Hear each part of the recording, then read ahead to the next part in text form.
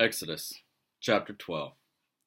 The Lord said to Moses and Aaron in Egypt, "This month is to be for you the first month of your year. Tell the whole community of Israel that on the 10th day of this month, each man is to take a lamb for his family, one for each household. If any household is too small for a whole lamb, they must share one with their nearest neighbor, having taken into account the number of people there are. You are to determine the amount of lamb needed in accordance with what each person will eat. The animals you choose must be year-old males without defect, and you may take them from the sheep or the goats. Take care of them until the 14th day of the month, when all the members of the community of Israel must slaughter them at twilight. Then they are to take some of the blood and put it on the sides and tops of the door frames of the houses where they eat the lambs.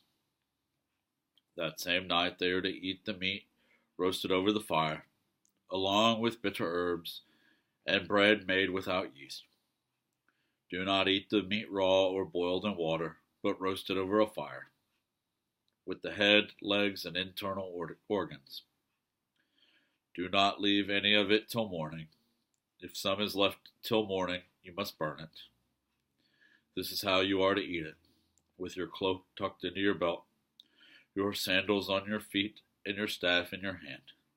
Eat it in haste. It is the Lord's Passover.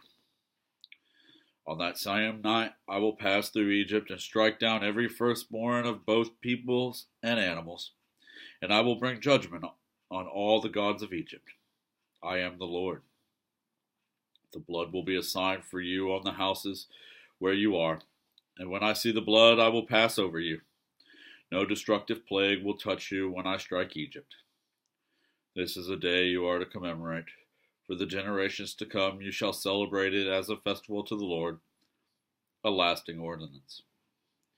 For 7 days you are to eat bread made without yeast.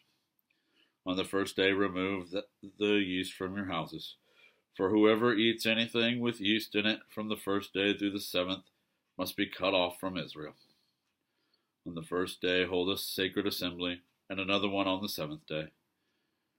Do no work at all on these days, except to prepare food for everyone to eat. That is all you may do. Celebrate the festival of unleavened bread, because it was on this very day that I brought your divisions out of Egypt. Celebrate this day as a lasting ordinance for the generations to come. In the first month you are to eat bread made without yeast, from the evening of the 14th day until the evening of the 21st day. For 7 days no yeast is to be found in your houses, and anyone, whether foreigner or native born, who eats anything with yeast in it must be cut off from the community of Israel. Eat nothing made with yeast. Wherever you live you must eat unleavened bread.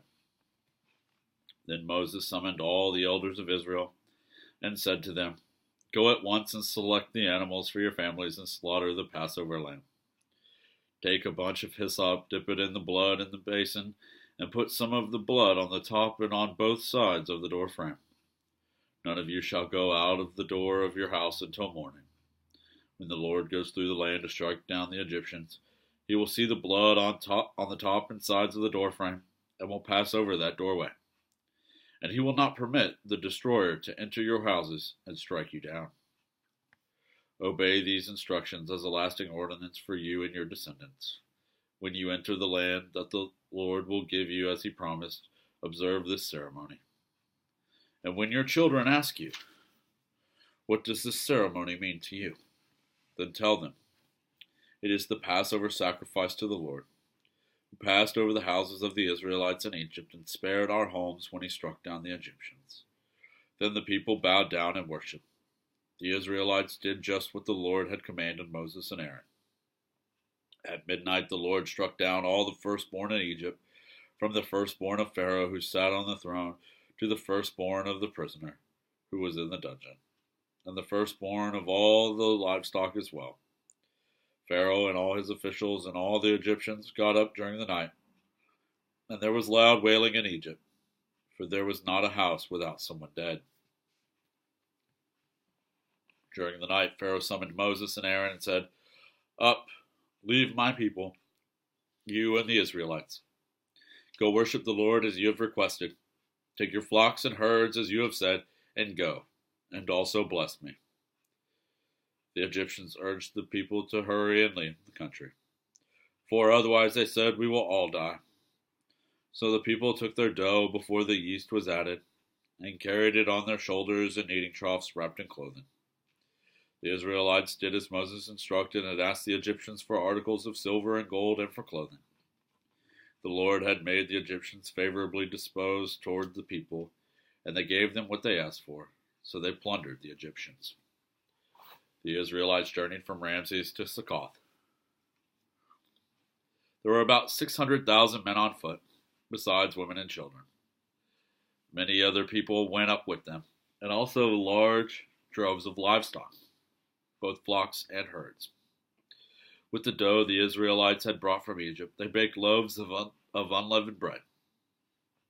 The dough was without yeast because they had been driven out of Egypt and did not have time to prepare food for themselves. Now the length of time the Israelite people lived in Egypt was 430 years. At the end of the 430 years, to the very day, all the Lord's divisions left Egypt. Because the Lord kept vigil that night to bring them out of Egypt, on this night all the Israelites are to keep vigil to honor the Lord for the generations to come. The Lord said to Moses and Aaron, "These are the regulations for the Passover meal. No foreigner may eat it. Any slave you have bought may eat it after you have circumcised him, but a temporary resident or a hired worker may not eat it. It must be eaten inside the house. Take none of the meat outside the house. Do not break any of the bones. The whole community of Israel must celebrate it. A foreigner residing among you who wants to celebrate the Lord's Passover must have all the males in his household circumcised. Then he may take part like one born in the land. No uncircumcised male may eat it. The same law applies both to the native born and to the foreigner residing among you." All the Israelites did just what the Lord had commanded Moses and Aaron. And on that very day the Lord brought the Israelites out of Egypt by their divisions.